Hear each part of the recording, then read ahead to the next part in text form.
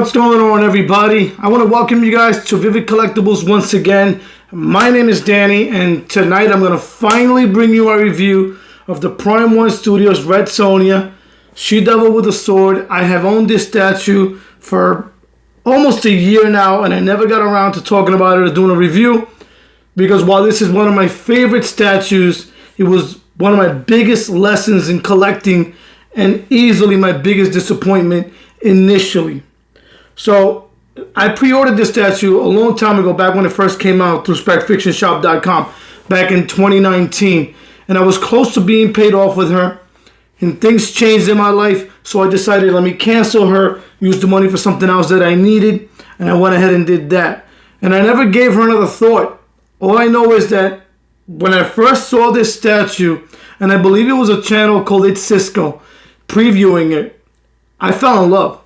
From this incredible base, this snake attacking Red Sonja, the fangs, the poison, the skulls on the base, the colors on the snake, to Red Sonja herself and her red hair, I was like, I have to have this statue. It was immediately one of my favorites, and I really knew that I wanted it.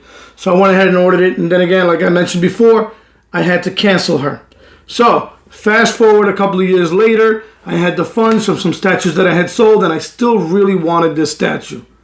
So I went ahead and ordered her and got her in hand. I was really excited to do an actual unboxing. There's a lot of moving parts to this. And then as soon as I opened it up, there were breakages to her hair. There were breakages to where the metal sword, these swords are metal, go into the resin hilt on that, which is not a good idea. You got metal going into resin. It broke. Everything was brittle. It just wasn't what I was expecting. Now, I've been collecting for a lot of years now, and one of the biggest lessons I've learned is just because it's bigger and more expensive doesn't necessarily mean it's going to be a better experience or a better statue or come better packaged or any of that stuff.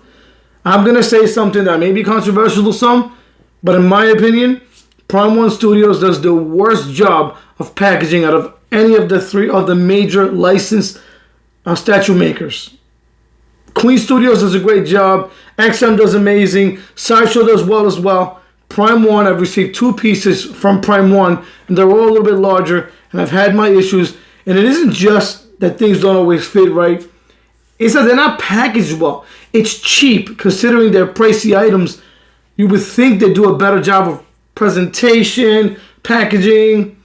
Anyways, that's a little bit of a rant, but the lesson is the more you pay doesn't necessarily mean you're going to get more. But I did learn that when you buy these bigger pieces, it's complicated pieces, and something you're looking forward to, be ready that it might disappoint you. So again, my initial disappointment was there, some breakages, and then the biggest problem that I had with this was, and the vendor I got it from, secretcompass.com, worked with me. They were very nice. They were patient with me.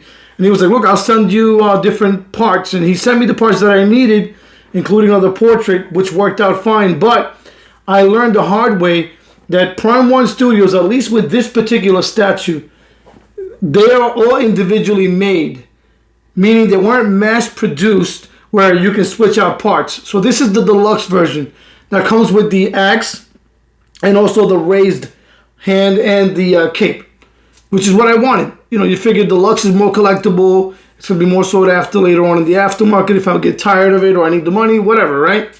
So I went ahead and ordered the deluxe for those reasons. Well, when you first get the boxes, it says A and B, meaning box A and box B, must be the same number. In other words, if you got item 498 of 500, A must be 498 of 500 and B must be 498 of 500. They must match the number to the letter. Otherwise, there's a problem with the way it fits. So I didn't really know that. So this arm, which is basically the biggest reason I bought this statue, which is it flows the best, this pose, with her sword attacking the snake head on, didn't fit properly. So Secret Compass sent me 3 different arms. None of them fit. And I basically kind of gave up. And they were nice enough to say, look, send it back for a full refund, no problem. Which was really nice of them. But I liked the statue so much, despite its issues, that I was like, no, I'll keep it and I'll figure it out. I'll make it work. Anyways, so I ended up keeping her. And when I do my review up close, I'll give you my thoughts on what I think of it and all of the different aspects of it that are good and that are bad. But I wanted to give you my story first, because with this particular one, there was a lot of disappointment. But even amidst all that, it's still such a great statue that I'm keeping it anyways. So I'm going to give you some close-ups. I'm going to walk around it and tell you some more about it. So stay tuned for that. Okay, guys, so I'm going to give you a 360 look at her. There she is. She's a very big piece, an impressive statue. The snake in that base is really the star here. Not that she's bad. She's actually very well done. But the snake really steals the show here. So now that I've given you a 360 look, let's give you an up close at the base and give you my thoughts on it. So you have a pretty standard sub base with some nice artwork, right? Some great textures, some nice design there. So it looks ancient. That's basically just the sub base. And then obviously above that, you have this coiled, humongous snake. And she's surrounded by what I would assume are her babies, right? So you have all these little smaller snakes and they're all painted the same green. I wish they were painted a different color variation. That would have really made them pop. They went with this for whatever artistic reasons, maybe to save money. But as far as the snake herself, look at the beautiful scale, the textures on this. So the scales are really nice, and it's really immaculately sculpted. And the paintwork on this snake is remarkable. Then you have the battle damage and the blood from her fight with Red Sonja. There's the underbelly. Looks nice. You see all the different segments there. And then you have the spikes that are running throughout, and you'll see more as I show you more of the snake herself. But it's a nice, like, metallic green and blues, right? And the different angles give you a different look. So the way the light hits it does affect this. And I love the way it's painted. Along this same base, you have some skulls right in there. There's a couple more here. Now the skulls are nothing special. They're sculpted nicely. They're painted okay. But they're mostly ignorable. They are there, however, to finish the overall look. There's more of those skulls right there. And then obviously you have the smaller snakes. Again, they'll do the job. They're, if not boring and sort of like not executed the best, but they're there and it's okay. Honestly, like I could have done without them and it would have made a difference to me. And then look at the where Red Sonja keys in. Again, some bloody skulls from her fight. Here's the snake's tail. Some of that metallic green and blue. Again, the different lighting makes it look differently, so it looks very good. It's an impressive paint job. Really nice. I don't know how it's coming off on camera, but I'm telling you, in person, this statue is amazing. So it's more battle scars, more blood, right? And then look at the top of the snake's head. Look at the spikes on here. All of the different scales, all the textures, right, throughout. Look at that. It's so well done. And underneath her, you have that scaling right there. It's almost sharp. Look at that. Look at the vein work in there. Look at that glistening tongue, the saliva coming down, and that poison coming off those huge fangs. The teeth are incredible.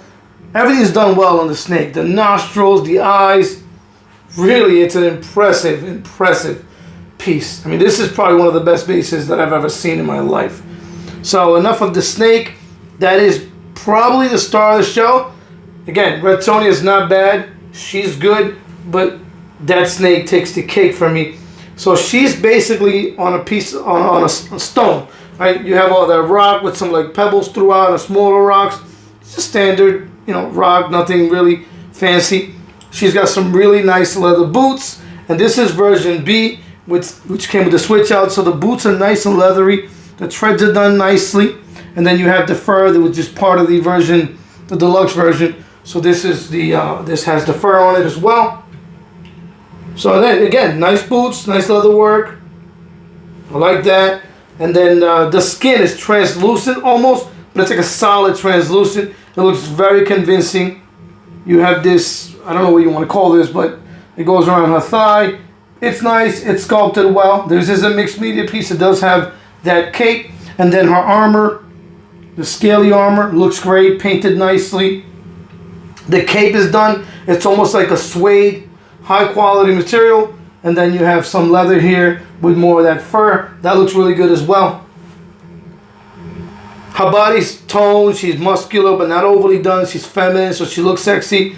Look at the bra, holding those massive tatas. You have that scaly armor that she's known for. And you have those shoulder pads. They look cool. They help to hold in that cape. The hair is really nicely sculpted. There's a lot of it. Nice bright red. Really nicely done. Arms are nice. She's muscular, but again, not overly so. Nice gloves. The swords are impeccable. And then that portrait, very beautiful. But the teeth for me are a miss. The mouth is almost too dark. It's an odd look. I'll give you an up close look when I can. I will stop it at some point. I'm trying to give you guys the best lighting possible so it doesn't ruin the video. So you see how this doesn't fit all the way in. I've lived with it. So I put that piece of string around it so it looks better. It fits in. That's the way I want to display her, so I went with that. Look at the hilt on the sword. Very nice with some nice intricate ornamentation. Nice metal sword with some blood. The blood stains are really, really well done. So let me stop this at some point so that I can give you a better look at her portrait. So again, she's really, really nice. I love this statue. I love the pose. I love the snake. It's got a lot of presence. It is a big, commanding statue. Everyone who walks in here immediately looks at her. And why wouldn't you? She's really impressive. Especially that snake. So, let me give you a close-up of this portrait. All right, so the portrait, unfortunately, she's facing down. And it's one portrait. You can't switch it out. So you really never really get a good look at her. But her eyes are done not bad. They're done okay. They're nice and big. They're looking straight at the snake. The eyebrows are done. The nose is done nice. The face is nice. It's sort of expressionless. But look at the lips. And look at how black the inside is. I don't like that. It looks like she doesn't take good care of herself. But it would have been nice if they showed teeth. They don't. As it stands, it's a nice portrait. Nice hair. Nothing that we haven't seen before. The hair's got nice variation, right? So you have red, dark reds, and to really accentuate each individual strand. And it's all over the place. But the hair's, nicely done. Nothing really special. But a closer look at this amazing snake. Look at that. The inside of that. The fangs. Really nice. And here's your skulls. Again, they're nice. They're nothing to write home about. There's the stonework that I mentioned. She's like on top of a little bit of a hill. That's fine. And then your smaller snakes. They're kind of dull. Sort of boring. But really, this snake is the reason why I initially got this statue. And the reason why I'm going to choose, or have chosen to keep it, despite being given the opportunity to send her back twice by Secret Compass. Shane is a very nice guy to deal with. If you ever need a statue, they do have a lot of different stuff. I can't say enough good things about Secret Compass. They've treated me well. So there you have some bloodstains on her from the battle, obviously. Your armor, your sword hilt. Everything's done well. Nothing you haven't seen before.